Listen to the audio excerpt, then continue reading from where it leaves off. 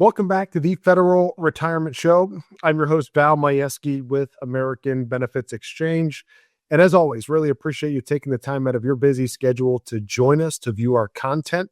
That's what it's here for. It's for you, the federal employee who's looking for accurate information when it comes to your benefits and retirement situations. And before we get started and dive into today's topic, and share with you what we're talking about today, I just want to encourage you, if you like our content, please be sure to subscribe, but make sure you get notified when a new episode comes out. Go back and view all of our other episodes. We have over 150 of them.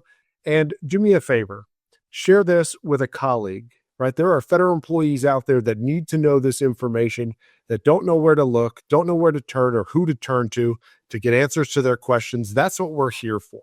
So share this with a friend, whether it's you're listening to it on YouTube, SoundCloud, Spotify, Apple Podcasts, or you stumbled upon our website, federalretirementshow.com.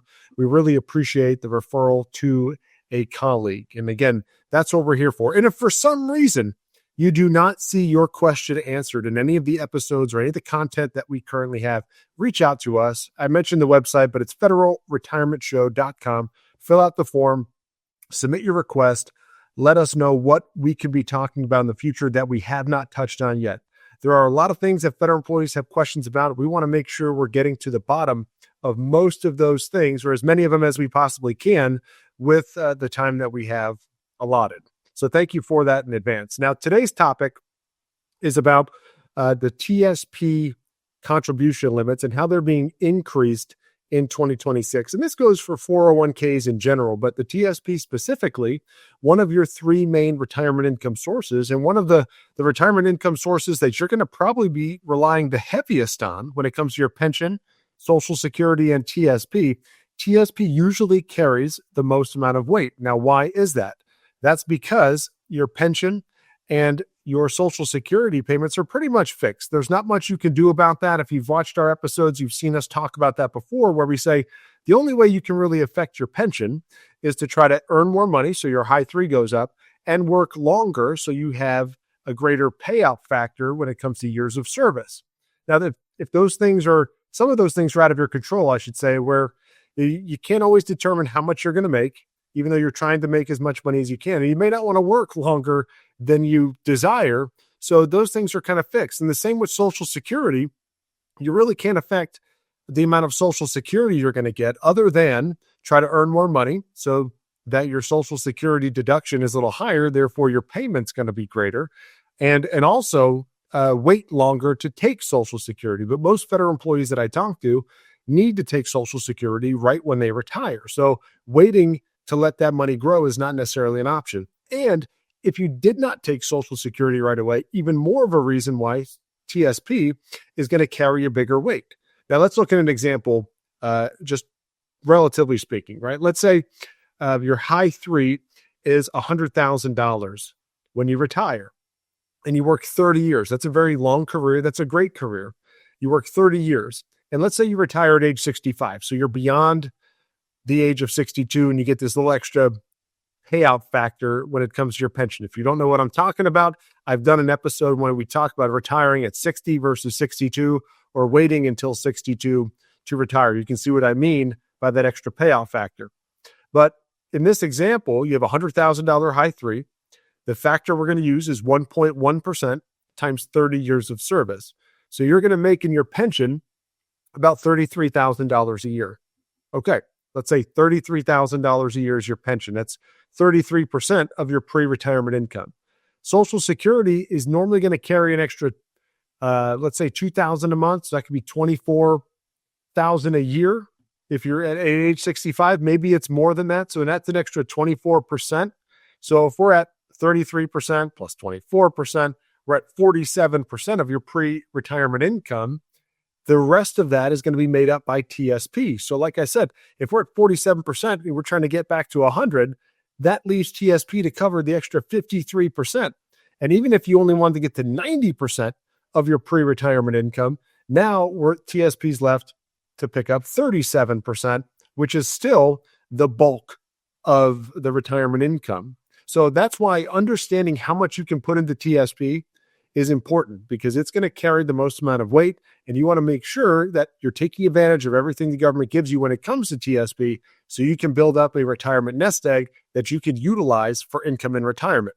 Now, if you're one of those federal employees that doesn't look like they're going to need their TSP for income in retirement, great for you. That is awesome. But most that I talk to and most of the reviews that I do, those federal employees are requiring TSP to be one of their 3 retirement income sources. So I'm speaking to those that really need it to be a retirement income source. Now, it's important to get a benefits and retirement review done so you can see if you're on track and if you need to take advantage of these new contribution limits and put more towards TSP as you go. Now, that means you can take advantage of the maximums that they give you, plus any of these catch-up contributions that are allowed. So just understand, before we get into the contribution limits, you need to get a benefits and retirement review done so you can see if you're on track for your retirement income that you desire, and also just get all of your other questions answered so you can prepare as much as possible for that future day when you walk out with your head held high. And I say this all the time, so you can retire how you want, when you want, with the lifestyle that you want, and not have to decrease the way you live in retirement. You've worked all these years. Retirement should be the reward. It should be the icing on the cake, the pot of gold at the end of the rainbow, because you've prepared properly. Not something that looks as a detriment, saying you're going to have to decrease your lifestyle or downsize because you're not making as much money. So how did TSP, or how do the government, the IRS, increase these contribution limits going into 2026?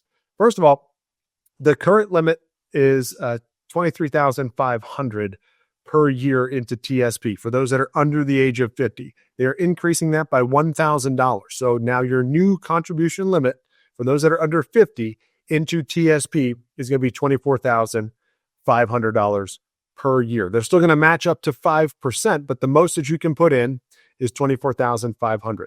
Catch-up contributions are going to increase from $7,500 to $8,000 a year. Now, those are for people that are 50 and older. Once you've hit the max, you can put an additional catch-up contributions, so lump sum catch-up contributions into your TSP. Now that goes up to $8,000. So it's up $500. That increases your total contribution limit for those that are 50 and older to $32,500 per year.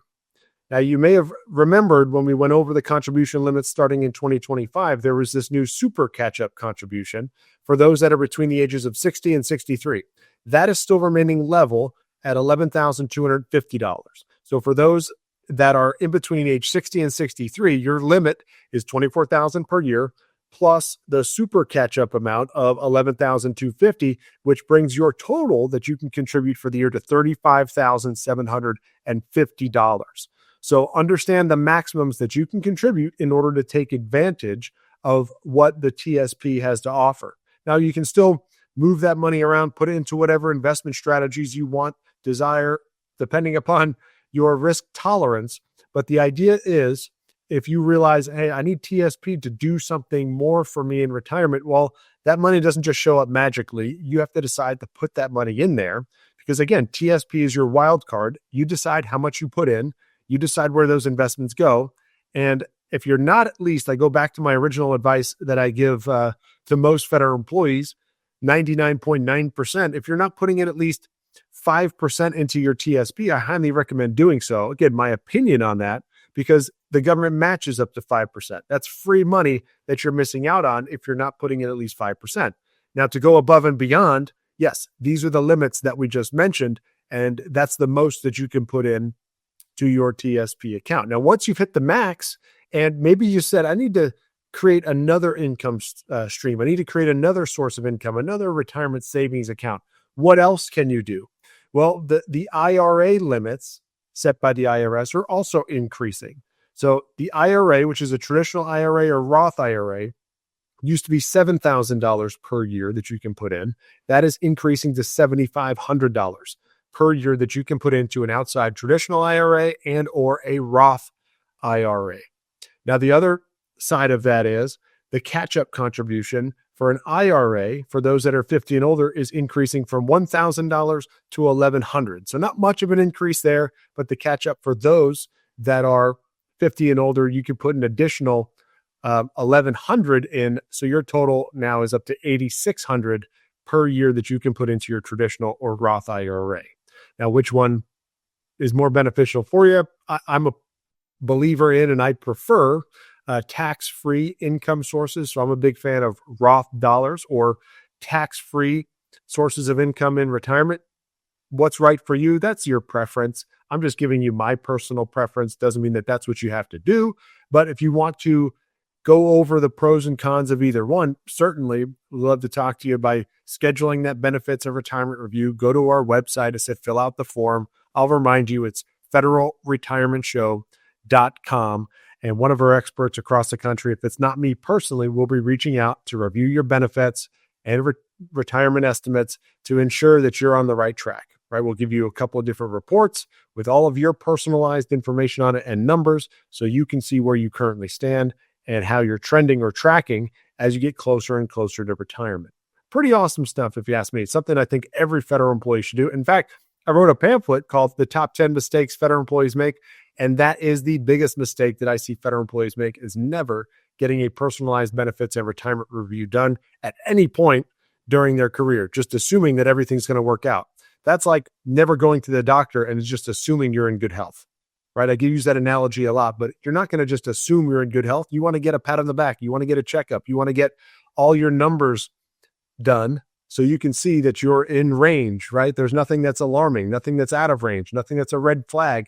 Same thing here with your benefits and retirement situation. We want to ensure that everything is green, right? Give you the pat on the back, tell you you're doing a good job, keep it up, you're on track for retirement.